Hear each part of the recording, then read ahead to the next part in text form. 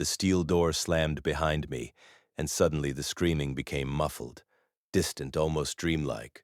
My keycard still trembled in my hand, blood smeared across its magnetic strip from the guy who'd grabbed my arm topside.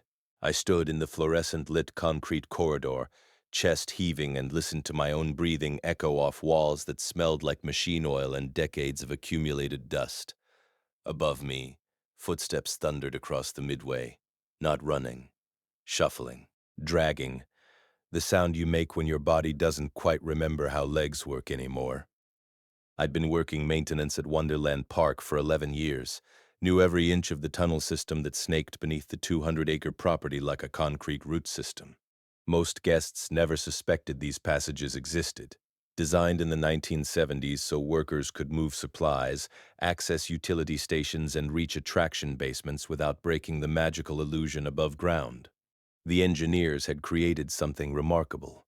Miles of interconnected corridors, service rooms, storage facilities, and access shafts that formed a complete shadow version of the park above. Right now, that invisible world was the only reason I still had a pulse. The outbreak hit during peak summer season. Over 15,000 guests packed into the park that Saturday afternoon, and the temperature had climbed to 98 degrees. I was underground replacing a hydraulic pump for the Cyclone roller coaster when I heard the first genuine screams, not the delighted shrieks from the rides, but something primal that made my stomach clench and my hands freeze on the wrench I'd been turning. The sound carried through the ventilation system, amplified and distorted, bouncing off concrete until it seemed to come from everywhere at once. By the time I climbed the access ladder to investigate, the midway had transformed into something from a nightmare I couldn't process. People tearing into each other with hands and teeth. Blood mixing with spilled soda on the pavement, creating pink rivers between the cobblestones. A security guard I knew, Marcus, who always shared his lunch and complained about his bad knee, stumbling toward me with his jaw hanging at an angle that defied every principle of human anatomy, bone visible through torn flesh. I ran, not proud of it, just honest, dropped back down that ladder, sealed the hatch above me with shaking hands, and started moving through the tunnels on pure instinct, my work boots splashing through puddles of condensation that had accumulated over decades. That was 7 months ago. If you've ever felt the weight of being the only person who knows the way out, who understands the map everyone else can't see, you'll understand why I'm still breathing. Stay with me through this, hit that like button, and subscribe because this story goes places I still have nightmares about. The tunnel system stretched for miles beneath Wonderland. Main arteries ran beneath each themed section of the park. Adventureland with its jungle aesthetics, Future World with its chrome and neon, Frontier Junction with its Old West facades, Neptune's Cove with its water attractions. Smaller capillaries branched off to individual attractions, maintenance rooms, storage facilities, and utility stations. Some tunnels dated back to the park's original 1968 construction, narrow passages with exposed pipes and crumbling concrete. Others had been added during expansions in the 80s and 90s, wider and better lit, with color-coded pipes and modern electrical systems. I'd memorized the layout years ago, back when the biggest worry was getting lost during a double shift or accidentally walking into a restricted area. Now that knowledge represented the difference between survival and becoming one of those shuffling things topside. My first week underground played out in a fog of disbelief and survival instinct. I survived on protein bars from my lunchbox and water from the maintenance break room sink, rationing each meal like it might be my last because I genuinely didn't know how long this would last or what came next. The tunnels maintained stable temperatures year-round, around 65 degrees thanks to geothermal effects and the insulation provided by tons of earth and concrete, and the backup generators kept minimal lighting operational. Every few hours, they'd kick on with a diesel rumble that vibrated through the floors, and emergency lighting would illuminate the corridors in harsh white fluorescence that made everything look sterile and abandoned. I could hear them above me constantly, thousands of feet pacing the midways, wandering through attraction queues, bumping against ride barriers. The sounds filtered down through ventilation grates, through the thin points where maintenance shafts connected to attraction basements, through the old drainage pipes that ran from surface to sewer. Sometimes I'd be directly beneath the carousel, and I'd hear them stepping on the platform, making the mechanism creak under collective weight never intended for stationary loads. The Calliope music had stopped on day 2, the power grid above ground failing in sections, but my brain supplied the melody anyway, creating a soundtrack that felt obscene against the backdrop of what Wonderland had become. I established my first base in Tunnel Junction C7 beneath the Thunderbolt roller coaster. The maintenance hub there included a break room with a couch that smelled like decades of worker sweat and spilled coffee, a small kitchenette with a microwave and mini fridge, and most importantly, a steel door with an internal deadbolt that looked like it could withstand serious force. I pushed a tool cabinet against that door anyway, the metal screaming against concrete as I shoved it into place, then a second one, then a stack of industrial paint buckets that weighed 30 pounds each. Overkill, probably, but I slept better hearing the scrape of metal on concrete, reminding me of the barriers between me and them, the layers of protection I'd built between my sleeping body and the nightmare world that had consumed everything I'd known. The infected couldn't work doors, couldn't problem solve or plan or demonstrate any of the higher cognitive functions that separated humans from animals. But they could hear, and they remembered spaces in some primitive way, drawn back to locations where they'd heard sound or movement. I learned that the hard way on day 9 when I accessed the storage room beneath the Pirate's plunge water ride.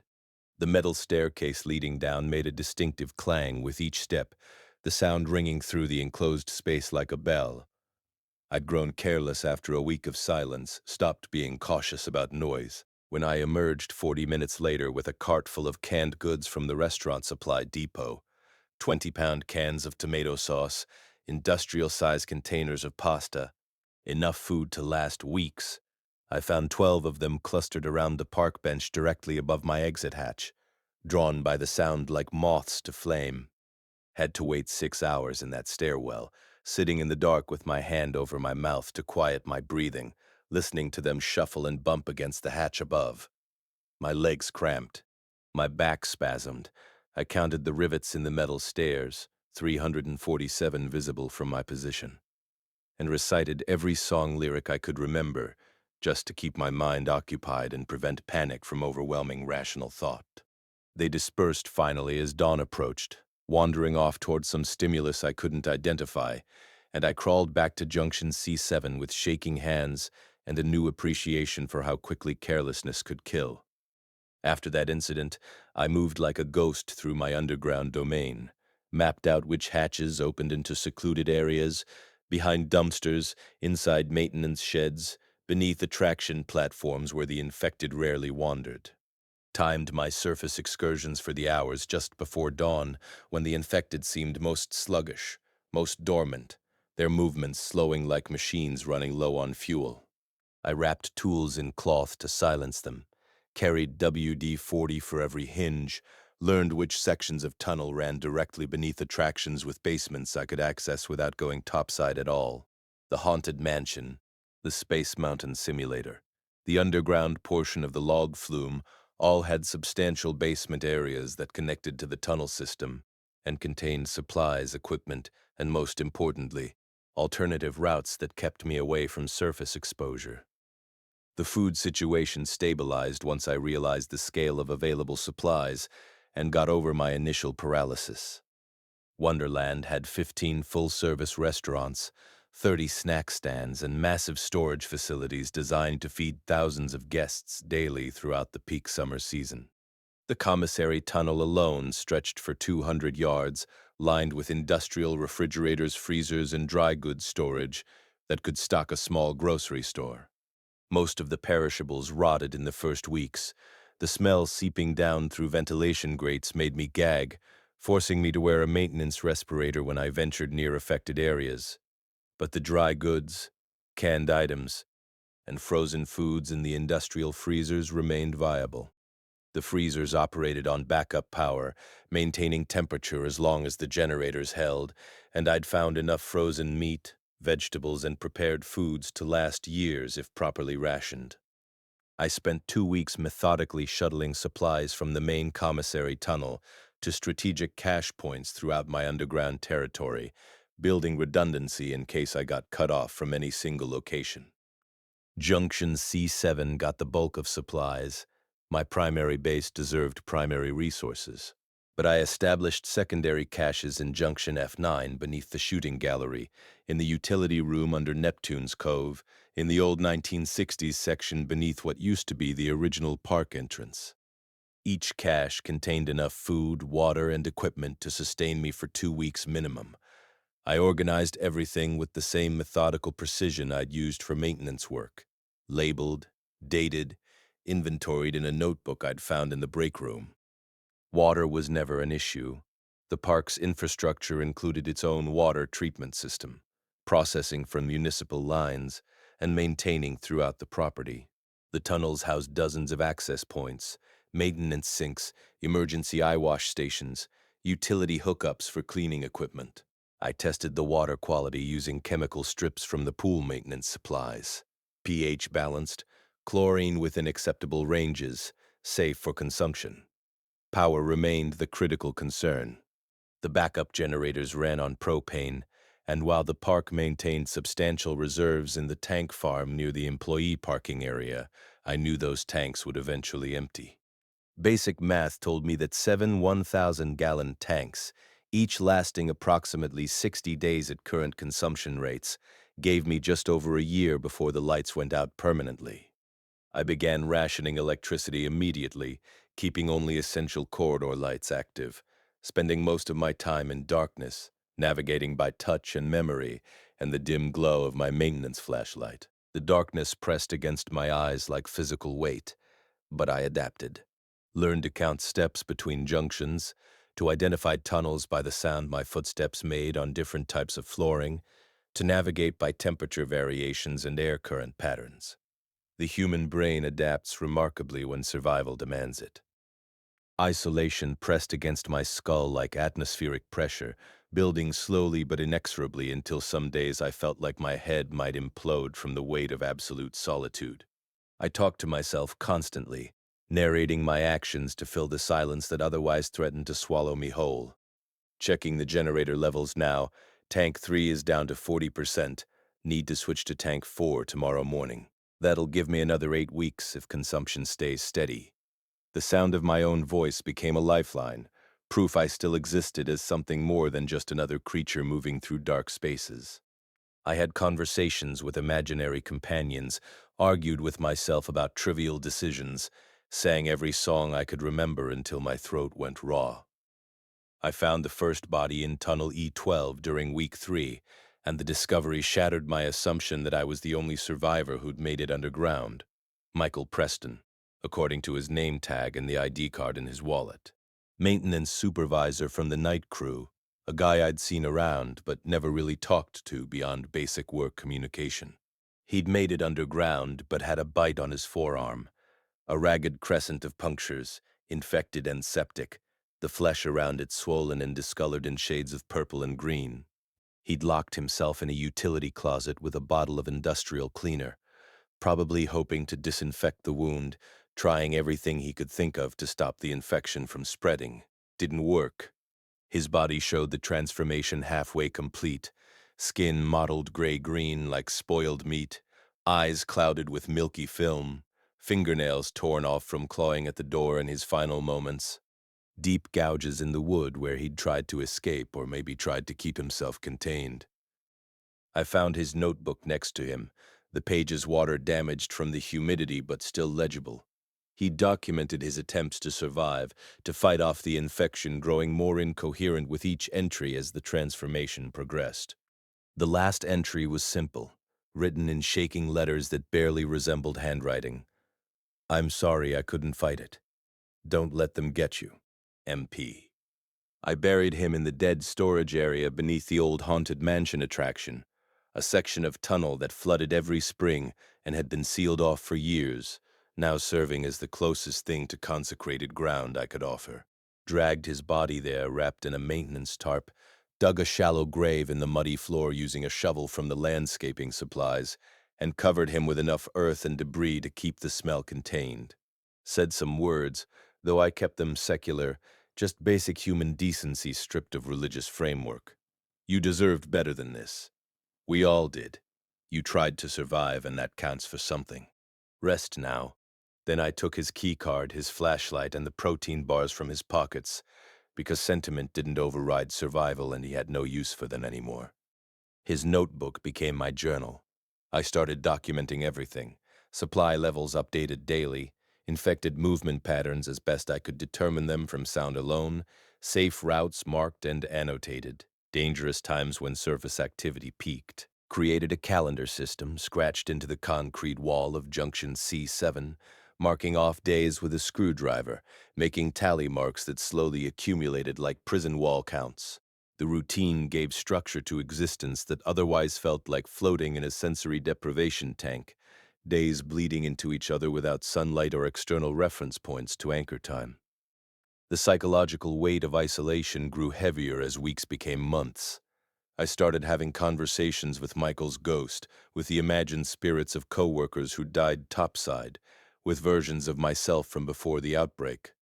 Caught myself laughing at nothing, crying over trivial losses, staring at walls for hours while my mind drifted through memories like a slideshow stuck on loop. Recognized the signs of deteriorating mental health but couldn't stop the slide. Loneliness wasn't just an emotion anymore. It was a physical presence that sat on my chest while I tried to sleep, that whispered in my ear during the endless dark hours, that slowly eroded my sense of self, until some days I couldn't remember who I'd been before the tunnels became my entire world. I know you're thinking this sounds lonely beyond comprehension, and you're absolutely right. But loneliness was about to become the least of my problems. Don't click away now. Comment below about the longest you've ever been alone, because the next part changes everything. Day 87 brought the first sign I wasn't alone down here, and the discovery would reshape everything I thought I knew about my underground existence. I was scavenging in the sub-basement of Neptune's Cove, the water park section with its wave pools and lazy rivers, hauling chlorine tablets and pool maintenance chemicals that might prove useful for water treatment or makeshift disinfectant. The space was a flooded nightmare, 6 inches of stagnant water covering the floor, my boots splashing with each step and creating ripples that spread through the darkness. The smell hit me first, algae and mildew and something organic rotting in the standing water. I'd just loaded my cart with chemical containers when I heard it. A cough. Distinctly human, distinctly alive. Not the wet, gurgling sound the infected made, but a real cough. Someone clearing their throat. My hand moved to the pry bar on my belt, the only weapon I carried, because anything louder than a whisper felt suicidal down here and I had no access to firearms. I froze, listening, counting my heartbeats as adrenaline flooded my system and made my vision sharpen. The cough came again, followed by muttered cursing, male voice, young, maybe early 20s, coming from the pump room at the far end of the corridor, maybe 30 yards away through the flooded passage. Every survival instinct I'd honed over 3 months screamed at me to leave immediately. Unknown variables equaled danger. Another person could be infected, could be dangerous, could be competition for limited resources. But a larger part of me, the part that had been talking to walls and shadows and the ghosts of dead coworkers, needed to know I wasn't the last person breathing in this underground maze. The desperate human need for connection overrode tactical caution. I approached slowly, pry bar raised and ready, placing each foot carefully to minimize splashing sounds. I'm armed. I'm coming around this corner. Don't do anything stupid and we'll both walk away from this. Silence. Complete and absolute, stretching for 5 seconds, 10, 15. Then, Jesus Christ, there's someone else down here. I thought I was going crazy. Thought I'd imagined voices. The voice cracked with emotion, relief mixed with disbelief mixed with something that sounded like tears barely held in check. I rounded the corner and found him sitting on an overturned bucket, surrounded by empty food wrappers and plastic water bottles, dozens of them, scattered across the wet floor like a garbage dump. White guy, mid-20s, wearing a soaked lifeguard uniform with a name tag that read Tyler. His left leg was splinted with PVC pipe and duct tape, a makeshift job that looked surprisingly competent given the circumstances. He held a pipe wrench across his lap, but dropped it when he saw me, hands up in immediate surrender, tears streaming down his face and cutting tracks through the dirt accumulated on his skin. "I'm not infected," he said immediately, the words tumbling out in a rush. "I swear, I'm not infected. Look, no bites, no scratches, nothing. I've been down here since it started. Broke my leg jumping off the tidal wave platform when everything went to hell. Please don't leave. Please, I can't do this alone anymore. I thought I was the only one left. Thought I'd die down here in the dark and nobody would ever know." I studied him for a full minute, looking for the telltale signs of infection I'd memorized from careful observation of Michael's transformation. Skin discoloration, the clouded eyes, the jerky movements, the distinctive smell of rot. Tyler looked exhausted, malnourished, and desperate, but human. Completely, unmistakably human, with clear eyes and coordinated movements and the kind of emotional response the infected couldn't fake. "What's your name?" "Tyler. Tyler Breslin. I work the wave pool lifeguard duty. Your maintenance, right?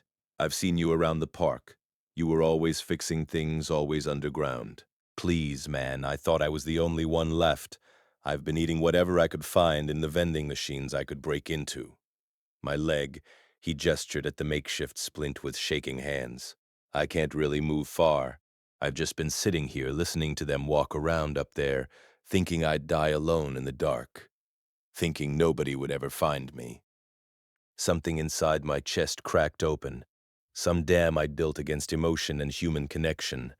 I'd convinced myself I was the only one, spent 3 months accepting it as immutable fact, shaped my entire existence around solitary survival. The presence of another person shattered that carefully constructed reality like a hammer through glass. "Can you walk at all?" "With support, yeah. It hurts like hell, but I can manage short distances. I've been doing laps around this section trying to keep the muscles from atrophying completely. But anything more than 50 yards and I'm done, need to rest." I made a decision that would reshape everything, choosing connection over caution in a split second of purely emotional reasoning. My base is about 20 minutes from here, maybe 30 with your leg. I've got food, clean water, medical supplies, an actual bed. We need to splint that properly, and you need real nutrition before you waste away completely. Can you make it that far? Tyler nodded so vigorously I thought his neck might snap. "I'll crawl if I have to. I'll drag myself on my stomach. Just don't leave me here. Please don't leave me here." Getting him to junction C7 took nearly an hour of slow, painful progress. He leaned heavily on my shoulder, hobbling through the corridors, occasionally gasping when weight shifted onto his injured leg and sent spikes of pain through his system. I kept us to the quietest routes, avoiding any section where our movement might echo to the surface through thin ceiling points or ventilation grates. When we finally reached my base, Tyler collapsed onto the couch and sobbed, great heaving cries that he muffled against the cushions, his whole body shaking with the release of 3 months of accumulated terror and isolation. I let him cry, started heating water for instant coffee on the small camping stove I'd been using for cooking. Found the first aid kit I'd assembled from the park's medical station, bandages, antiseptics, painkillers, splinting materials. When he'd calmed enough to speak coherently, I laid out the situation with brutal honesty. "We've got supplies for maybe 6 months if we're careful, longer if we ration aggressively. Power's going to be an issue eventually. The propane won't last forever. The infected seem pretty stable. They're not dying off or evolving rapidly, just existing in this weird equilibrium. I don't know what's happening outside the park boundaries, if there's still a government, still a military, still anything resembling civilization. Radio's just static across all frequencies. Cell networks died in the first week. We're completely cut off." Tyler wiped his face with his sleeve, leaving wet streaks across the fabric. "So we're just, what? Living down here until we die of old age or the supplies run out?" "We're surviving," I corrected, putting emphasis on the present tense. "One day at a time. That's all I've got right now." That's all any of us has anymore. He nodded slowly, processing the reality I'd been living for months. It's more than I had yesterday. Yesterday I had nothing. Today I have you. We fell into an uneasy partnership over the following weeks, learning each other's rhythms and habits like awkward roommates thrown together by circumstance. I taught Tyler the tunnel layout, showing him the safe scavenging routes, explaining my system for marking time and managing supplies.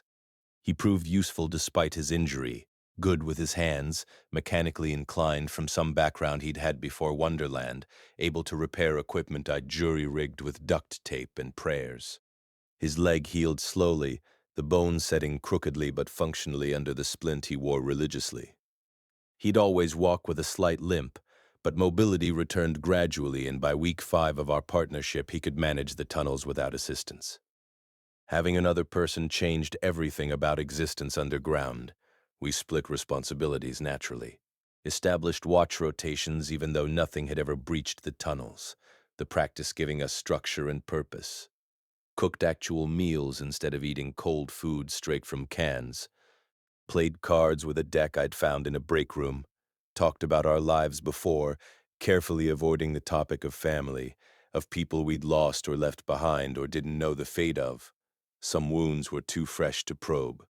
Tyler had been studying engineering at State before dropping out to work at Wonderland for the summer, needing money to pay off accumulating debt.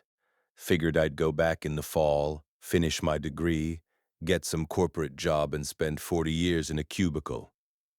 He laughed bitterly at the irony. Guess tuition doesn't matter much now. Guess nothing matters except food and water and staying alive one more day. I told him about my ex-wife Rebecca, about the divorce 3 years prior that had finalized on a Tuesday afternoon in a courtroom that smelled like floor polish, about how I'd thrown myself into work because the empty apartment felt too quiet and too full of ghosts. Careful what you wish for, right? I wanted solitude. I wanted space from other people and their expectations and their demands. Now I've got all the solitude I can handle and then some. We discovered we both loved terrible action movies from the 90s. Both hated mushrooms with unreasonable passion. Both had this weird ability to quote obscure commercials from childhood. Small connections, but they mattered tremendously in that underground world. They reminded us we were people, not just survival machines operating on instinct and routine. Day 134 brought the signal that would expand our world again.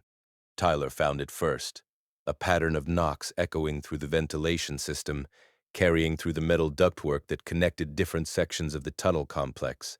3 rapid taps, pause, 2 taps again, repeating every few minutes with mechanical precision, coming from somewhere in the western tunnel section, beneath Frontier Junction where the Old West-themed attractions clustered.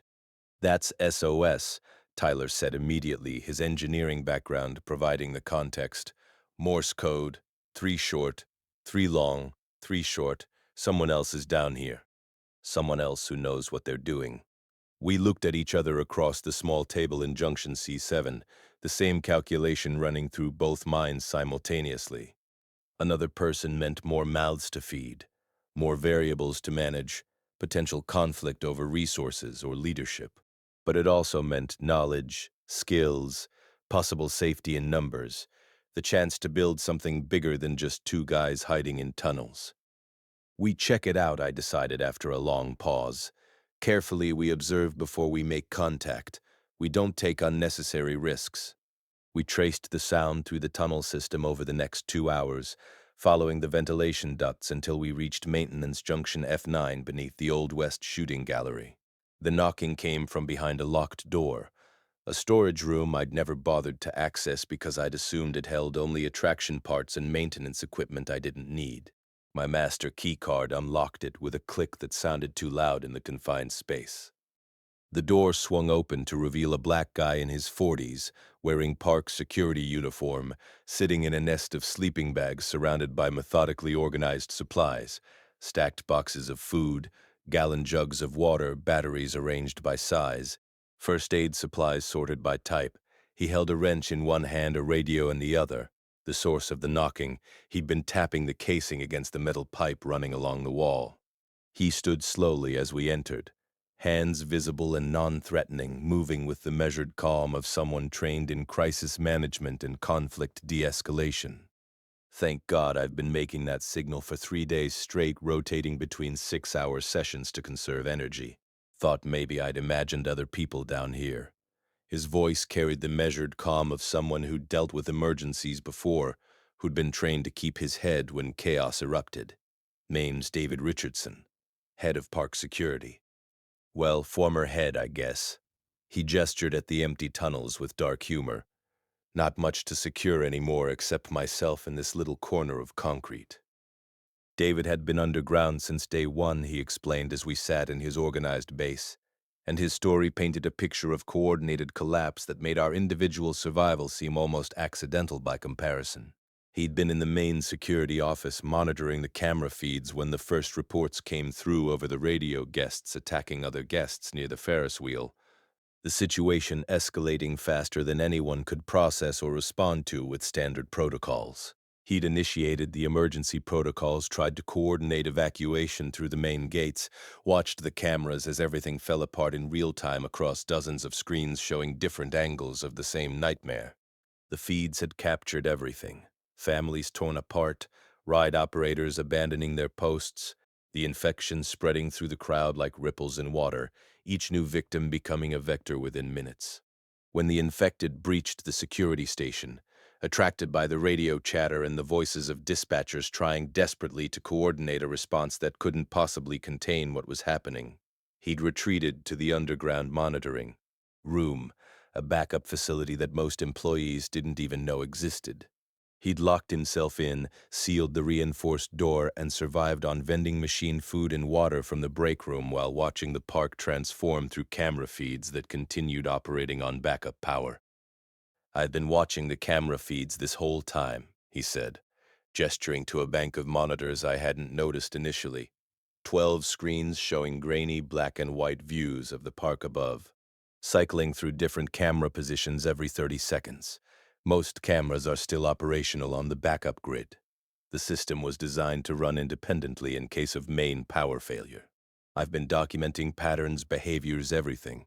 The camera feeds changed everything about our tactical situation. We'd been operating blind, making assumptions based on sound alone, working with incomplete information that could get us killed. Now we could observe, plan, time our surface excursions with precision instead of educated guesswork. David also brought tactical knowledge that neither Tyler nor I possessed: security protocols, emergency procedures, communication systems, crowd management theory that translated surprisingly well to infected movement patterns. "There are others," David said, pulling out a park map marked with annotations and different colored pens. "I've seen signs over the past months. Lights in tunnel sections I can't access from here. Flashlight beams visible through grates, moving in patterns that suggest human intelligence rather than random wandering. Movement in areas where the infected don't go, specifically avoiding certain sections like they know something's there. I've been tracking it systematically. I think maybe 6 to 10 other people survived underground, scattered throughout the system, isolated from each other just like we were." He spread the map across his makeshift table, pointing to marked locations. "Here, section H12 beneath the arcade.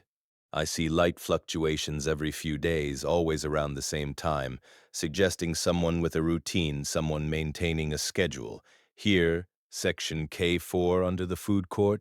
I've watched supplies move on the cameras, boxes shifting position, resources being organized in ways the infected couldn't manage.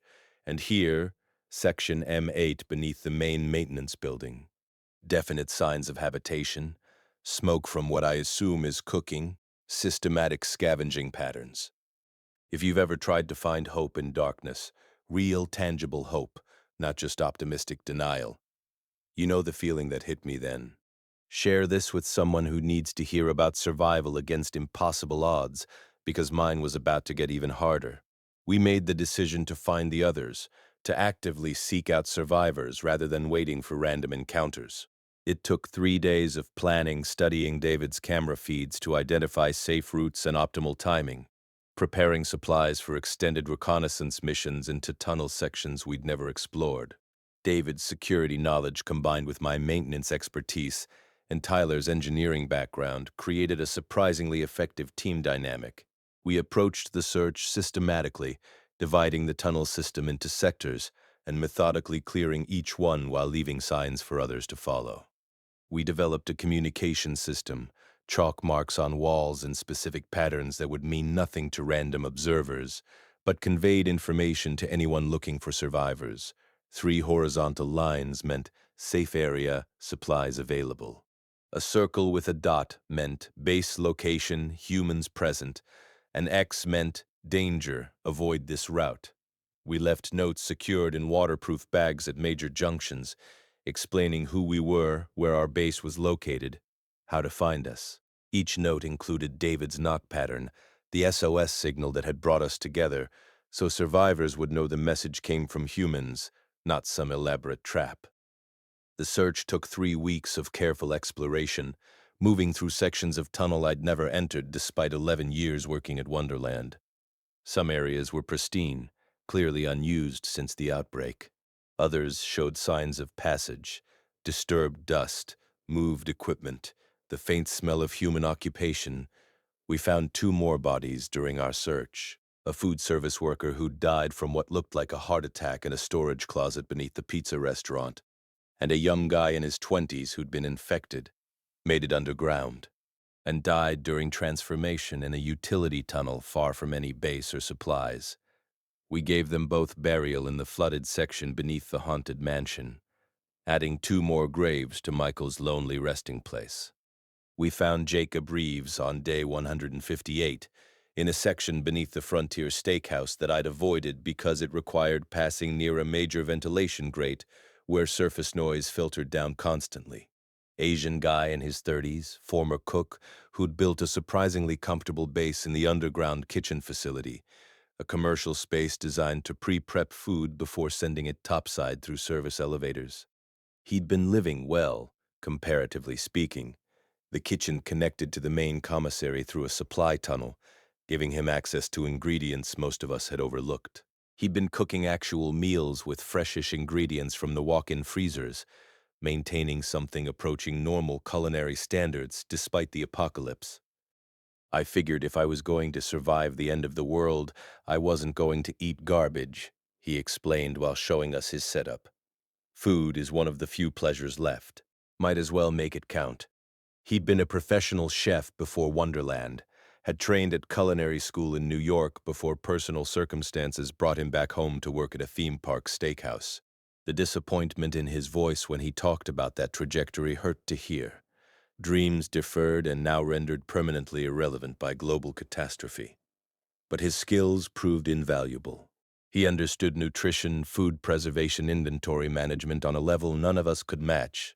Within days of joining our group, he'd reorganized our food supplies, created a meal plan that would extend our resources by months, and started actually cooking communal dinners that tasted like something other than survival.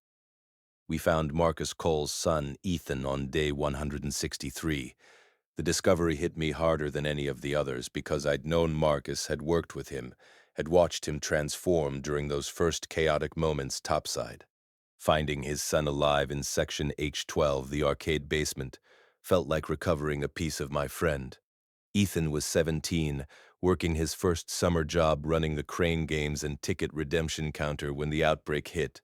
He'd been hiding in the arcade basement for months, surviving on the candy prizes and snack food meant for redemption rewards. He was rail-thin, traumatized, barely spoke for the first 2 days after we found him, except to confirm his name and whisper questions about whether we were real or hallucinations conjured by isolation. He'd seen his father transform, had watched from the arcade's security camera feed, the same system David monitored, as Marcus attacked other workers in the employee break area. The trauma of that experience had broken something inside him. Tyler took him under his wing immediately, maybe seeing something of his own isolation reflected in Ethan's haunted eyes, maybe just needing someone to protect and care for since we'd found each other. Within a week, Ethan started speaking more, started eating regularly, started showing signs of slow psychological recovery. Having people who cared, who protected him, who gave him purpose beyond mere survival began to rebuild something inside him. Andre Williams appeared on day 169, not because we found him, but because he found us. 60s head mechanic for the roller coasters, a legend among maintenance staff for his ability to diagnose problems from sound alone and repair equipment with whatever materials were available. He'd been living in the deepest section of the tunnels, the original 1960s infrastructure that predated the modern park, ancient concrete corridors that smelled like mildew and history. He'd heard our movements, followed us back to Junction C7, and simply knocked on the door one evening while we were eating dinner. Figured I should introduce myself before you stumbled into my territory and we had an unfortunate misunderstanding, he said in a gravelly voice worn rough by decades of cigarettes. Name's Andre. I fix things. Seems like we could all use someone who fixes things right about now. He brought expertise none of us possessed. Andre understood the park's infrastructure at a level that went beyond my maintenance knowledge. He'd been there when systems were installed, knew the quirks and workarounds that never made it into official documentation. Within days, he jury-rigged an impressive generator system, rerouting power to extend our electrical capacity and reduce propane consumption by 30%. He showed us how to tap into the park's geothermal system, using temperature differentials to generate small amounts of electricity. He identified backup fuel sources we'd never known existed, buried tanks from abandoned attractions, emergency reserves in sealed storage facilities. Liam Foster was the last survivor we located on day 174. Mid-20s, former ride operator turned tunnel survivor who'd been living in Section M8 beneath the main maintenance building. He'd established his base in essentially a large closet, surviving on sheer stubbornness and a concerning amount of energy drinks he'd hoarded from supply rooms and vending machines throughout the park. He'd been doing maintenance on rides before the outbreak, had just finished a safety inspection on the Skyscreamer when everything collapsed. His background in ride systems gave him a unique perspective on the park's mechanical infrastructure, knowledge that complemented Andre's electrical expertise. 7 of us total. 7 people alive in miles of concrete tunnels beneath a theme park frozen in apocalyptic nightmare. 7 survivors who'd been isolated for months, who'd adapted to solitude, who now faced the challenge of forming a community from trauma and shared desperation. We held our first group meeting in David's camera room, the largest space we had with the most tactical value, sitting in a circle on overturned crates and maintenance stools, eating Jacob's surprisingly good vegetable stew made with canned ingredients transformed by actual culinary skill. We looked at each other with expressions that mixed relief, fear, and determination. 7 faces lit by the glow of security monitors. 7 people who'd survived the impossible now facing the question of what came next. We need to organize, David said, naturally assuming leadership with the kind of calm authority that came from years managing security teams. Establish a real community, not just individuals surviving separately. Pool our resources, divide responsibilities based on skills and abilities, create systems that can sustain us long-term rather than just day-to-day survival. How long are we talking? Liam asked, picking at his stew with nervous energy. Days, weeks, months? Are we waiting for rescue, or are we planning for this to be permanent? The radio's still static across all frequencies, I said, having checked the communications equipment in David's base daily. No broadcasts, no emergency signals, no indication there's anyone out there coordinating rescue or recovery. Either there's nothing left of civilization, or we're too isolated to receive transmissions. Either way, we plan for indefinite timeline. We plan like this is our life now. The weight of that statement settled over the group like physical pressure. Planning for indefinite survival meant accepting we might die in these tunnels, might never see the surface world restored, might spend the rest of our lives in concrete corridors lit by fluorescent bulbs and surrounded by the constant shuffling of infected feet overhead. We spent hours mapping out a comprehensive strategy that went beyond basic survival. Jacob would manage food preparation and supply inventory, using his culinary expertise to maximize nutrition and variety while extending resource longevity. Andre would maintain the generators and electrical systems, work on improving efficiency and identifying alternative power sources. David would monitor cameras and track infected patterns, maintaining security protocols and coordinating any surface excursions. Tyler and I would handle scavenging operations and tunnel maintenance using our combined knowledge of the park's layout. Liam would establish a medical station. He'd been pre-med at community college before dropping out, had enough knowledge to handle basic injuries and illness. Ethan would help wherever needed, rotating through different responsibilities to give him purpose and continue his psychological recovery. We consolidated our bases over the following week, a massive logistical operation that involved moving supplies, equipment, and personal belongings through miles of tunnels. We established 3 primary hubs connected by safe routes, marked with luminescent paint visible in darkness but invisible from surface level. Junction C7 became our living quarters, with the couch cots we'd assembled from attraction parts and personal storage for each person's belongings. David's camera room became operations center, where we held meetings, monitored the surface, and coordinated activities. Jacob's kitchen became communal dining, the heart of our small society where we gathered twice daily for meals that restored some sense of normalcy and human connection. The system worked remarkably well once we'd established routines and expectations. We fell into patterns that mimicked normal life as much as possible given the circumstances. Wake at dawn, surface dawn tracked on David's monitors even though we couldn't see it directly, maintaining connection to natural circadian rhythms. Breakfast together in the kitchen, communal meals that Jacob made special despite limited ingredients. Daily briefings in the operations room, reviewing camera feeds and planning the day's activities. Work shifts throughout the day, everyone contributing according to their skills. Communal dinner, the most important gathering where we shared stories, played games Jacob had found in park storage, maintained the social connections that kept us human. Evening downtime before sleep rotation with watch duty, even though nothing had ever breached the tunnels in all our months underground. Ethan slowly came back to life under this structure. Started talking more, contributing to conversations, laughing occasionally at Liam's terrible jokes and Andre's gruff observations about everything being built wrong in modern times. He'd seen his father turn that trauma wouldn't heal quickly or perhaps ever completely, but being surrounded by people who cared, who protected him, who gave him purpose and belonging, began to rebuild something inside him that isolation had nearly destroyed. You've stuck with me this far, and I appreciate it.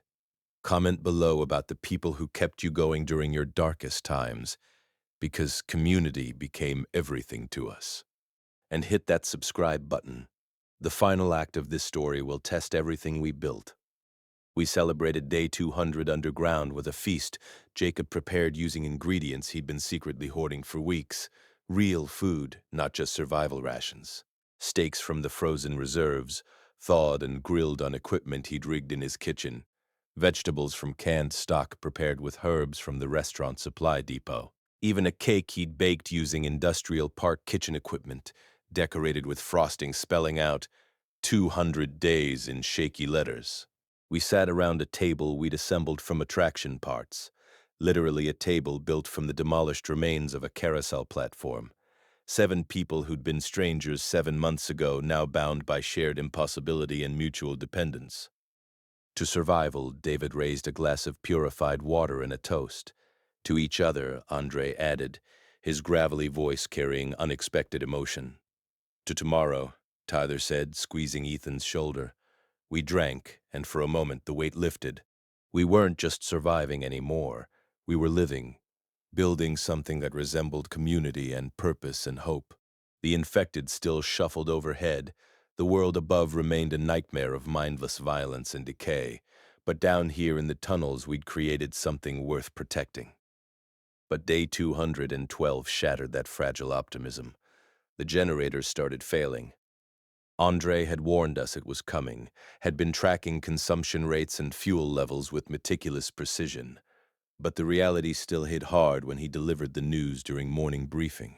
We've got maybe 3 weeks of propane left at current consumption, he reported, his expression grim. After that, we're in the dark. No heat, no hot food, no cameras, no light beyond flashlights and whatever batteries we can scavenge. The room fell silent except for the hum of monitors and the distant rumble of machinery. The camera system had become our primary security, our window to the world above, our tactical advantage that kept us safe during scavenging runs.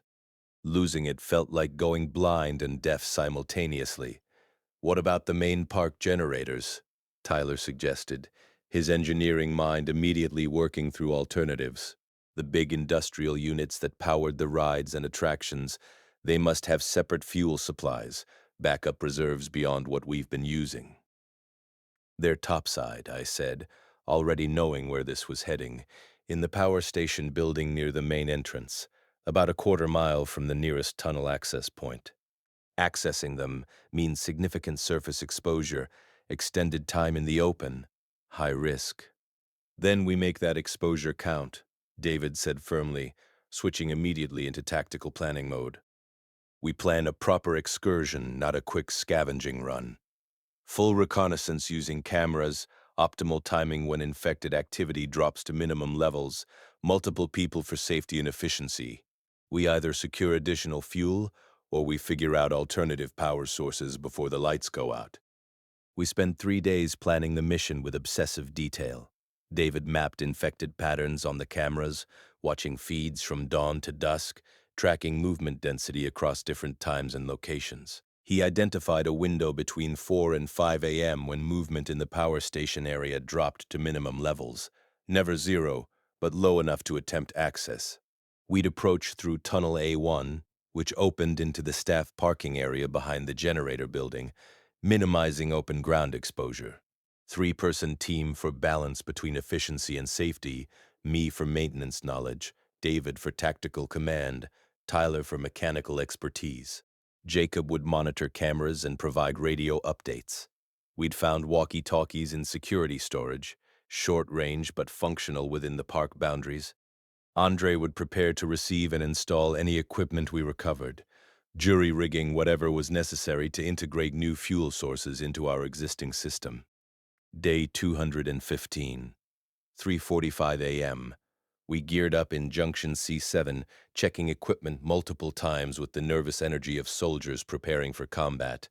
Pry bars, flashlights with red filters to preserve night vision and reduce visibility to infected, empty backpacks for fuel containers or parts, 50 feet of rope, comprehensive first aid kit, 3 days of emergency rations in case we got trapped.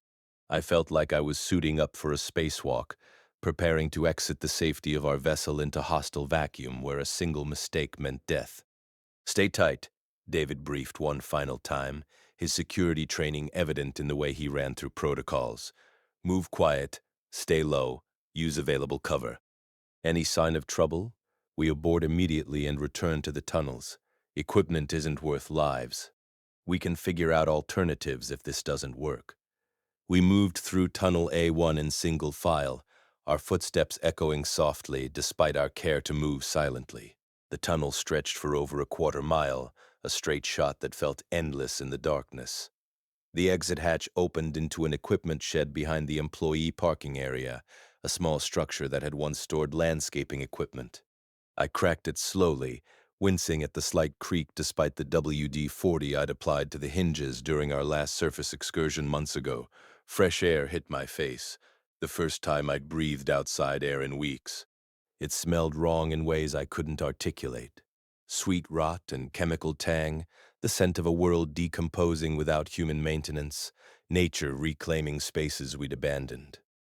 The parking lot spread before us, filled with abandoned cars, some with doors still open from panicked escapes 7 months ago. Personal belongings littered the ground, purses, phones, keys, the debris of lives interrupted mid-stride. Infected wandered between vehicles in that distinctive shuffle drag, about 15 visible in the pre-dawn dimness. They moved without purpose or direction, simply existing in constant motion, bodies that had forgotten how to rest. One wore what had been a business suit, another still had a child's backpack hanging from one shoulder. The human details made it worse somehow. David tapped his watch, then pointed toward the generator building 50 yards away across open pavement. We moved in formation, staying low, using cars for cover, moving from vehicle to vehicle in short sprints. Tyler's limp slowed us slightly, but he managed placing each foot carefully to minimize sound against the pavement. A piece of glass crunched under my boot, and I froze, heart hammering. 3 infected turned their heads toward the sound, clouded eyes searching. We stayed motionless behind a minivan for 90 seconds that felt like hours. They lost interest, returned to their aimless wandering. We reached the generator building without further incident. I used my maintenance key card on the electronic lock, praying the system still functioned after months without maintenance. The light blinked green. The door unlocked with a soft click. We slipped inside, closing the door with agonizing slowness to prevent any sound that might draw attention. The interior was exactly as I remembered from maintenance checks years ago. Massive diesel generators designed to provide backup power for critical park systems, fuel tank gauges indicating reserves, control panels with switches and monitors. But someone had been here since the outbreak, recently. Supply wrappers littered the floor around makeshift bedding. A sleeping bag lay in the corner, still arranged like someone had just gotten up. Equipment had been moved, rearranged into a defensive position that suggested planning and intelligence. Food containers were stacked in organized rows, water jugs clustered near the sleeping area. "Someone's been living here," Tyler whispered, stating the obvious. A voice came from the shadows behind the generators, male and rough with disuse. "Still am, and you're in my home without invitation." We spun toward the voice, weapons raised. A figure emerged from behind the machinery. White guy, maybe mid-40s, wearing maintenance coveralls similar to mine. He held a pipe wrench in one hand and a knife in the other, both weapons raised but not immediately threatening. His eyes were clear, movements coordinated, distinctly human. But there was something feral in his posture, something that spoke of months alone and the psychological toll that isolation exacted. "Easy," David said, using his security voice, calm but commanding. "We're not infected. We're survivors from underground from the tunnel system. We're just looking for fuel, for supplies. We don't want trouble." The man laughed, a harsh sound without humor. "Survivors. Right. I'm surviving just fine on my own. Been doing it for 7 months without help. Don't need company now." He stepped closer, and I could see his face clearly. Gaunt, sun-starved pale despite surface living, eyes shadowed with the kind of exhaustion that went beyond physical. "Name's Roger. Roger Stevens, senior maintenance engineer. This is my territory. My supplies you want to take from me, you'll have to go through me." "We don't want to take," I said carefully, recognizing the defensive posture of someone who'd been alone too long. "We want to trade. We've got community underground, 7 people, organized supplies, safety. You're welcome to join us. But if you want to stay here, that's your choice. We just need access to the fuel reserves to keep our generators running." Roger studied us for a long moment, knife still raised, calculating odds and risks. 7 people. You're telling me 7 people survived in those tunnels? I thought I was the only one left alive in this whole damned park. "There's more than just us," Tyler added. "Maybe others we haven't found yet, but we're building something down there. Community. Not just survival, but actual living." Something shifted in Roger's expression, loneliness cracking through defensive aggression. "I haven't talked to another person since this started. Haven't heard another human voice except my own. I thought." His voice broke. "I thought I'd die alone up here." "You don't have to," David said gently. "Come with us. See what we've built. Make your choice with actual information instead of assumptions." Roger lowered his weapon slowly, the knife dropping to his side, the wrench hanging loose. "Show me." We spent an hour in that generator building, explaining our underground community, while Roger showed us the fuel reserves, multiple large tanks that could extend our power for months, maybe a year if properly rationed. He'd been living topside, managing to avoid the infected through careful timing and intimate knowledge of their patterns. But the isolation had clearly worn on him. eroded his psychological stability in ways that showed in his jerky movements and paranoid scanning of shadows. We loaded fuel containers with diesel and propane as much as we could carry. Roger helped, his maintenance expertise proving immediately valuable as he explained the fuel systems and optimal extraction methods. When we prepared to return to the tunnels, he hesitated at the threshold of the equipment shed entrance. "I've been on the surface for 7 months," he said quietly. "Gotten used to sky, even if I only see it through windows. Going underground feels like burial." "It's not burial," I said. "It's survival. And you won't be alone." He nodded slowly and followed us into the tunnel. Integrating Roger into our community proved challenging. He'd spent too long alone, developed habits and patterns that didn't translate well to group living. He hoarded supplies in his personal area despite communal sharing agreements. He woke screaming from nightmares that disturbed everyone's sleep. He struggled with basic social interactions, standing too close or too far, unable to read normal cues. But slowly, with patience and consistent boundaries, he began to adapt. Andre took him under his wing, recognizing a fellow engineer who'd simply been isolated too long. They worked together on the generator systems, and the familiar technical language seemed to ground Roger in ways emotional appeals couldn't. The additional fuel bought us time, extended our electrical reserves by 8 months according to Andre's calculations. But it also highlighted the fundamental problem we faced. Every resource was finite. Eventually, fuel would run out, food would spoil or be consumed, water treatment chemicals would deplete. We were living on borrowed time in a tomb of our own construction. Day 250 brought a new crisis that forced us to confront that reality. Ethan got sick, fever, violent coughing, symptoms that could have been simple flu or could have been something worse. Liam set up a quarantine area in an isolated section of tunnel, treating Ethan with medications from our dwindling medical supplies. We all held our breath for 3 days while the fever raged, while Ethan drifted in and out of consciousness, while we faced the possibility that we might lose him to something as mundane as illness after surviving 7 months of apocalypse. He recovered.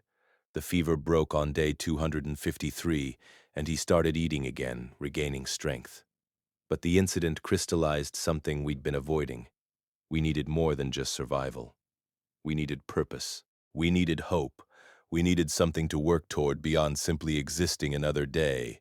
"We can't just hide down here forever," Tyler said during a meeting after Ethan's recovery. "We need to start thinking bigger. Start planning for actually reclaiming the surface, or finding other survivors, or doing something other than waiting to die in the dark." "The infected are still everywhere," David countered, pulling up camera feeds showing the park packed with shuffling figures. "Thousands of them, maybe tens of thousands. We're 8 people with basic weapons. What exactly do you propose we do?" "We start small," I said, an idea forming even as I spoke.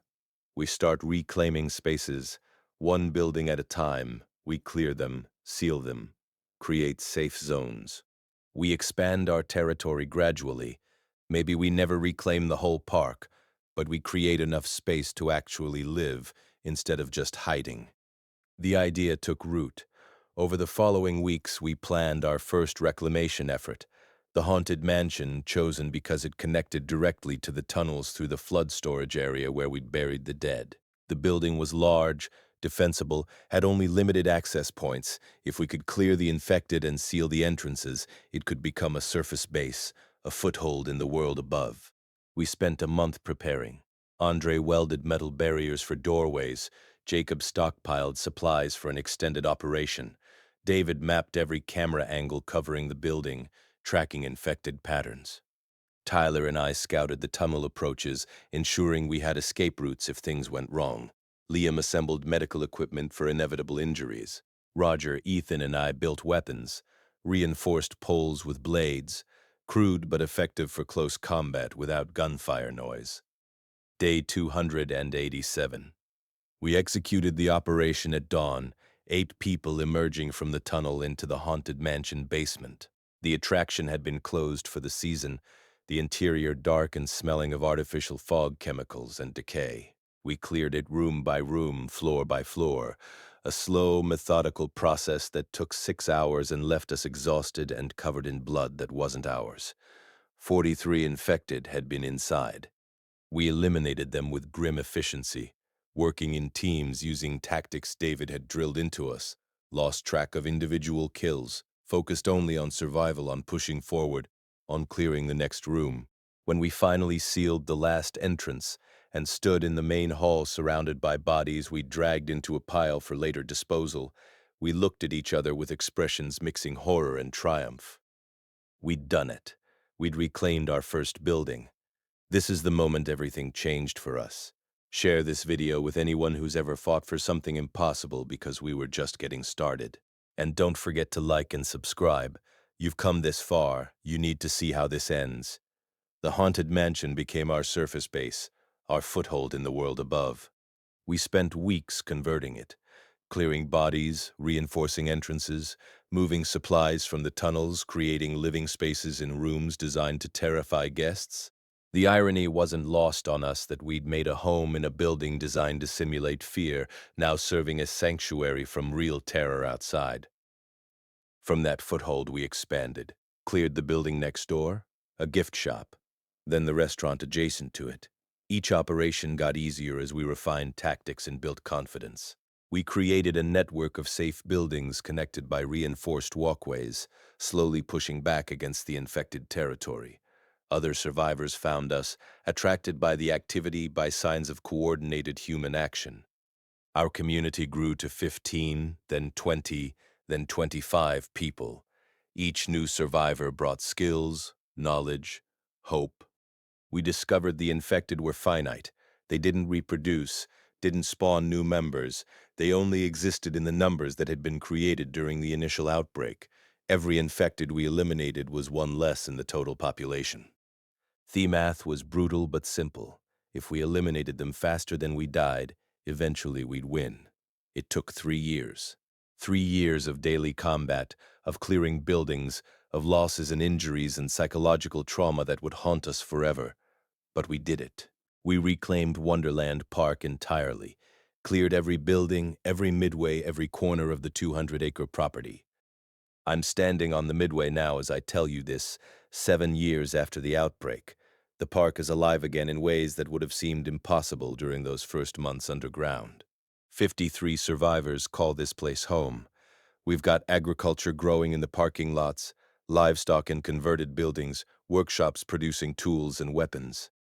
We've made contact with other survivor communities in the region, established trade routes, started rebuilding something that resembles civilization. The tunnels are still there beneath my feet, our salvation, our fortress, the place that kept us alive when the world ended. We maintain them, keep them stocked and ready, because we learned the hard lesson that safety requires preparation. But we live on the surface now, under open sky, in buildings we cleared with our own hands. Sometimes I go back down to Junction C7, sit on that couch where Tyler and I first became a community of 2. The calendar marks are still scratched on the wall, a record of days when survival seemed impossible. I trace them with my fingers and remember what we built from darkness and desperation. We didn't just survive, we reclaimed our world, one tunnel at a time, one building at a time, one day at a time. And if we could do it, trapped underground with nothing but hope and determination, maybe there's hope for anyone facing their own impossible darkness. If this story meant something to you, if it reminded you that survival is possible even when everything seems lost, leave a comment sharing your own story, and share this video, because someone out there needs to hear that darkness doesn't last forever. We made it out of the tunnels. You can make it out of whatever trap you're in.